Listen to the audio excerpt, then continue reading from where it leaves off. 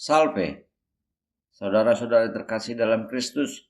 Selamat datang di kanal YouTube Bekom. Pada kesempatan ini, saya mau sharing sebuah informasi. Persisnya sebuah wawancara yang dilakukan oleh seorang eksorsis dengan sang penghulunya setan, yaitu Lucifer.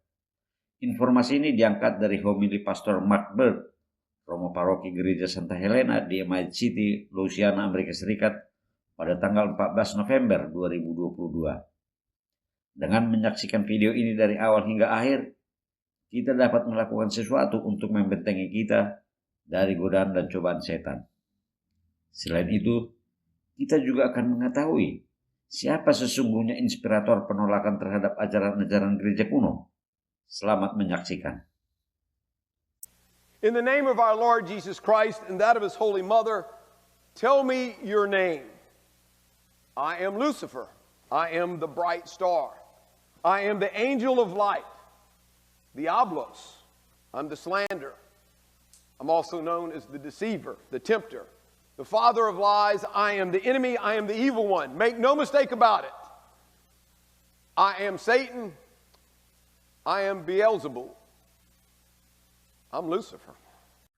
Dalam nama Tuhan Yesus Kristus dan nama ibunya yang suci, Bunda Maria, sebutkan namamu. Aku Lucifer. Akulah bintang terang, malaikat kehidupan, Diablos. Aku si pemfitnah. Aku juga dikenal sebagai si penipu, si penggoda, bapak segala dusta. Akulah sang musuh, si jahat. Jangan sampai salah paham. Akulah setan, Beelzebul. Akulah Lucifer. Kapan engkau diciptakan? Aku diciptakan pada hari pertama. Itulah sebabnya Tuhan berkata, jadilah terang. Akulah malaikat terang. Jelaskan dirimu, Lucifer. Aku adalah makhluk spiritual. Aku diciptakan tidak sama dengan setan. Akulah yang memilih. Aku dikutuk untuk selama-lamanya. Aku tidak memiliki tubuh. Aku tidak cenderung pada dosa-dosa daging seperti nafsu dan kerakusan. Tetapi engkau ya, dan aku menggunakannya kepadamu. Dalam lukisan-lukisan Anda digambarkan sebagai orang yang sangat aneh dan seperti binatang. Apakah itu benar? Benar sekali. Kami lebih cacat daripada yang lain. Kami seperti binatang. Tergantung pada seberapa besar dosa Anda dan seberapa jauh Anda jatuh ke dalam api, semakin Anda menjadi seperti binatang. Semakin besar Anda jatuh, semakin besar pula cacat Anda. Apakah semua setan sama? Tidak. Kami berdosa dengan cara yang berbeda. Kami semua ditentukan oleh intensitas yang berbeda. Akar dosa kami adalah kesombongan. Dari semua dosa lainnya berasal dari situ. Kami memiliki psikologi kami sendiri. Beberapa dari kami banyak bicara, beberapa suka mengejek, beberapa sombong, yang lain penuh kebencian. Beberapa setan lebih penuh kebencian daripada yang lain. Apakah ada hierarki di neraka? Ya, ada. Kamu memiliki 9 paduan suara malaikat di surga. Dan ketika mereka jatuh secara hierarkis. Semakin tinggi hierarki, semakin jahat dan halus kamu, semakin cacat kamu. Apakah setan yang lebih tinggi memiliki pengaruh lebih besar pada setan yang lebih rendah? Tentu saja. Kami benar-benar dapat mencegah iblis yang lebih rendah meninggalkan pengusiran setan. Apakah kalian mengalami waktu seperti yang kami alami? Tidak. Kami hanya bereaksi. Kami selalu mengatakan sebelum atau sesudah. Itu supaya kamu tahu di mana posisi kami sehubungan dengan kamu. Apakah kalian beroperasi di dunia ini? Sangat. Aku adalah pangeran dunia ini.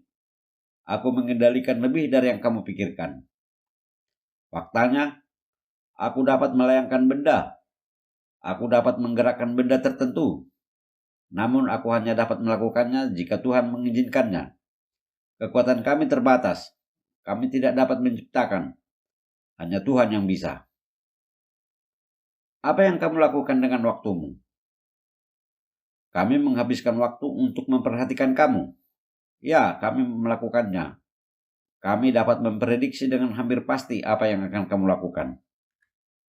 Apa yang kamu pikirkan sepanjang waktu? Kami sangat cerdas. Kami membencimu. Kami bahkan lebih benci pada Tuhan. Bahasa apa yang kamu gunakan? Kami tidak berkomunikasi sepenuhnya melalui pikiran. Di manakah setan berada? Kami ada di mana-mana. Kami seperti kawanan lebah. Kamu tidak dapat melihat kami. Kami beroperasi di suatu tempat karena kamu melihat sesuatu bergerak atau melayang atau melihat orang yang kerasukan. Seperti itulah kamu tahu di mana kami berada. Tetapi kami ada di mana-mana. Kami bukan Tuhan yang berarti ada di mana-mana, tapi kami meliputi semua ruang dan dapat sampai di sana dalam sekejap mata. Apakah kamu tahu masa depan? Tidak. Kami tidak tahu. Kami tidak tahu pilihan bebasmu. Namun kami jauh lebih unggul dari kamu. Kami dapat memperkirakan apa yang kamu lakukan. Kami mengamatimu. Kami mengikutimu. Kami mengawasimu dengan seksama. Dapatkah kamu melakukan perbuatan baik? Tidak, kami tidak dapat. Kami tidak punya belas kasihan. Kami membenci semua orang, dan kami lebih benci pada Tuhan. Apakah kamu merasakan kesenangan? Ya, kami merasakannya. Sama seperti yang kamu rasakan saat membalas dendam pada musuhmu. Itu menyenangkan, tetapi dipenuhi dengan kebencian. Kenapa kamu jatuh? Aku jatuh karena sekarang aku harus menyembah Tuhan yang menjadi manusia. Bayangkan, aku diciptakan pada hari pertama, kamu diciptakan pada hari ke-6, dan sekarang aku harus berlutut di hadapanmu. Dan jika itu tidak cukup buruk, sekarang aku harus berlutut di hadapan wanita itu, sambil menunjuk relik Bunda Maria. Aku menolak untuk memanggil namanya. Menurut sang eksorsis, ketika ia meminta Lucifer mengucapkan doa Salam Maria, perlu waktu 45 menit, karena Lucifer menolak mengucapkan Salam Maria. Katakan padaku, apakah kamu akan ada selamanya? Dalam arti tertentu, aku ada selamanya. Dosa apa yang paling berat? Kesombongan dan nafsu birahi. Dapatkah kamu menyebabkan penyakit jiwa? Ya, tetapi hanya jika Tuhan mengizinkannya. Dapatkah kamu menyebabkan mimpi buruk? Ya, dapat. Tetapi air suci itu bertahan lebih lama dari yang kamu kira. Itu benar-benar merugikan. Dapatkah kamu membaca pikiran kami? Tidak, sudah kubilang. Aku bukan artis senapan. Aku sniper. Aku menunggu dan menunggu, lalu menunggu tembakan mematikan. Dengan begitu, aku bisa membunuhmu, pasanganmu, dan anak-anakmu. Oh ya, aku ahli dalam apa yang kulakukan. Dapatkah kamu mempengaruhi masyarakat? Oh, itu kekuatan terbesar kami. Bung, aku suka menggodamu untuk berbuat dosa. Sebagai iblis, kami bekerja sama. Kami benar-benar menyusun strategi. Kami memusatkan upaya kami padamu dan seluruh masyarakat. Kami benar-benar punya strategi yang memecah belah. Kamu tahu betul bahwa ada individu tertentu yang punya kemampuan mempengaruhi masyarakat karena kekayaan, ketenaran, dan harta benda mereka. Kami menggunakan media karena itu adalah alat yang memiliki kekuatan yang sangat besar. Kami menargetkan semua elit. Benar, kamu mendengarnya. Kami mempengaruhi siapa yang kamu pilih. Kami mempengaruhi negaramu. Kami tidak pernah netral. Kami menganalisis setiap situasi. Kami memfokuskan energi kami pada pejabat dan kandidat politik yang secara sadar atau tidak sadar mendukung tujuan kami. Ya, kami sangat menyadari doa dan apa yang dapat dilakukannya. Doa sederhana, kerusakan yang ditimbulkannya terhadap rencana kami, media kami, dan kaum elit kami. Ya, kami memang takut terutama saat kamu berdoa kepadanya, sambil menunjuk pada patung Bunda Maria. Dapatkah kami dicobai melampaui kekuatan kami? Tidak. Masalahnya kamu tidak berseru dalam doa. Apakah kamu punya rencana saat kamu mencobai kami? Ya, aku mencobaimu di titik terlemahmu, saat kamu tidak menduganya, saat kamu merasa sombong dan berkuasa, dan bahwa segala sesuatunya berjalan baik. Saat itulah aku menangkapmu. Aku tahu kemungkinan keberhasilannya. Sekali lagi, saya bukan artis senapan, saya penembak jitu. Apakah ada satu setan untuk setiap orang di dunia? Menurut Padre Pio, ada 2 setan di dunia untuk setiap orang yang berjalan di muka bumi. Dan ada cukup banyak setan di dunia untuk menutupi sinar matahari. Oh, lebih dari itu. Dan ya, untuk menjawab pertanyaanmu, karena saya harus melakukannya, bukan karena saya menginginkan. Ada setan yang ditugaskan untuk setiap orang dan setiap individu. Godaan apa yang kamu gunakan? Hal yang sama yang selalu aku berikan kepadamu. Kesombongan, amarah, nafsu, kerakusan, keserakahan, kemalasan, dan iri hati. Mengapa saya harus berubah? Kamu tidak berubah. Kamu jatuh ke dalam dosa yang sama berulang-ulang. Saya mengejar pria dan wanita dengan cara yang sama seperti saya mengejar Kristus. Ketika Mesias datang ke dunia, saya menggodanya dengan cara yang sama. Jatuhkan dirimu, ubahlah batu ini menjadi roti. Saya akan memberimu semua kerajaan ini. Saya mengejarmu dengan cara yang sama persis. Apakah air suci mengganggumu? Ya, sangat menggangguku. Apakah ada benda lain yang mengganggumu? Ya, sebenarnya salib. Meskipun belum diberkati, pada akhirnya memberitahuku apa takdirku. Aku tidak suka relik para orang kudus, karena itu memberitahuku tentang semua orang yang lolos. Kau tahu, mereka mengurapi orang-orang yang mengganggu juga.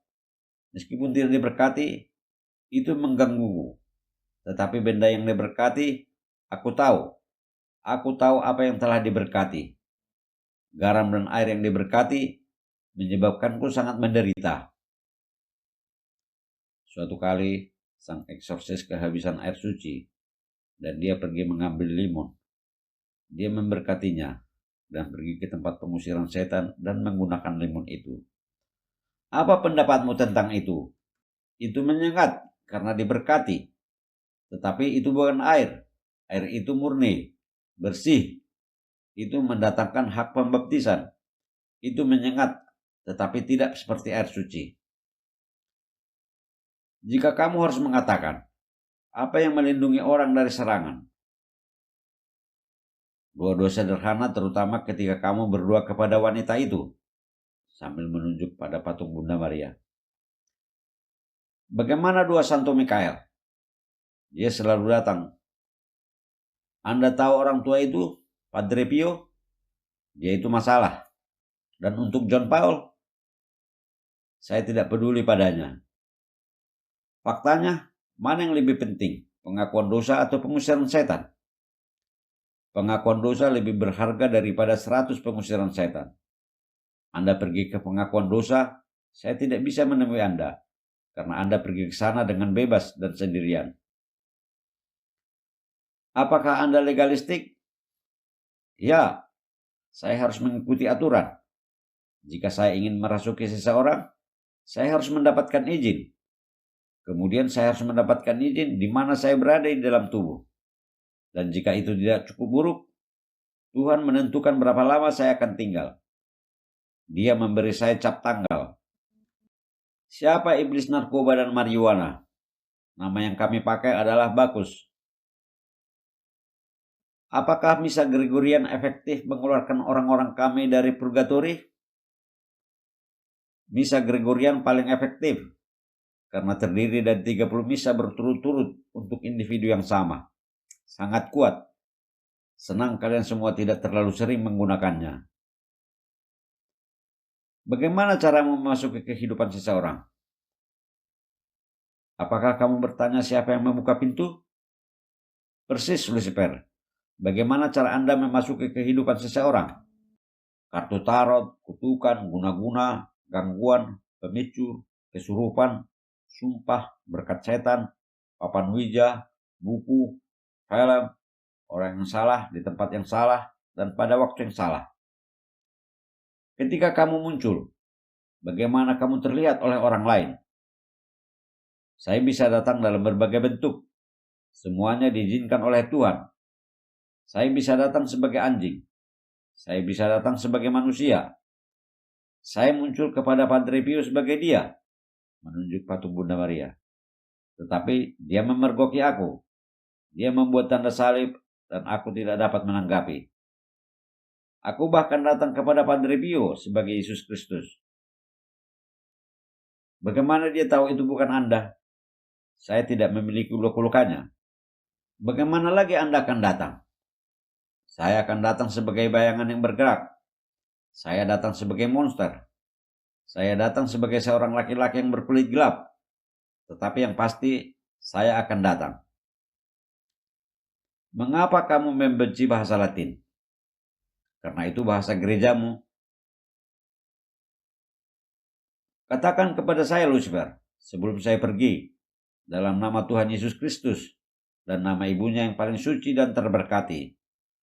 Apakah karunia terbesarmu? Kamu tidak percaya aku ada. Dari tayangan ini ada beberapa hal yang patut kita renungkan. Yang pertama, Lucifer merasa antipati terhadap Bunda Maria, Ibu Tuhan kita Yesus Kristus. Tetapi ada juga gereja yang memiliki sikap yang sama seperti Lucifer. Apakah ini sebuah kebetulan? Setan dan gereja mempunyai sikap yang sama? Lucifer mengakui bahwa purgatori atau api pencucian ada. Lalu ada gereja yang mengajarkan itu hanya karang-karangan gereja Katolik. Karena dalam kitab suci mereka tidak ada ayatnya. Nah, sekarang Anda mau percaya yang mana? Setan tidak bisa mendekati orang yang menerima sakramen pengakuan dosa. Tetapi ada gereja yang membuang ajaran itu dari doktrinnya. Apakah dia itu secara sengaja mau menyediakan anggotanya sebagai bulan-bulanan iblis? Ada doktrin gereja yang mengatakan perbuatan baik tidak penting. Apakah yang mengajarkan itu hendak menyamakan posisinya dengan setan yang memang tidak bisa berbuat baik? Lucifer mengakui orang-orang kudus sudah lolos dari tangkapannya. Karenanya, ia bahkan membenci relik dan patung mereka. Dengan mengajarkan bahwa relik dan patung orang kudus sebagai berhala, apakah Anda telah mengurangi senjata Anda dalam menghadapi setan?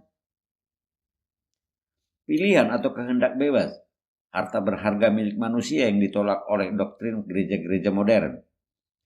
Pernahkah terpikir oleh Anda bahwa Dismas pengejahat yang disalib di sebelah kanan Yesus itu pergi ke surga karena saat-saat terakhir dia memilih Tuhan? Terima kasih telah menonton.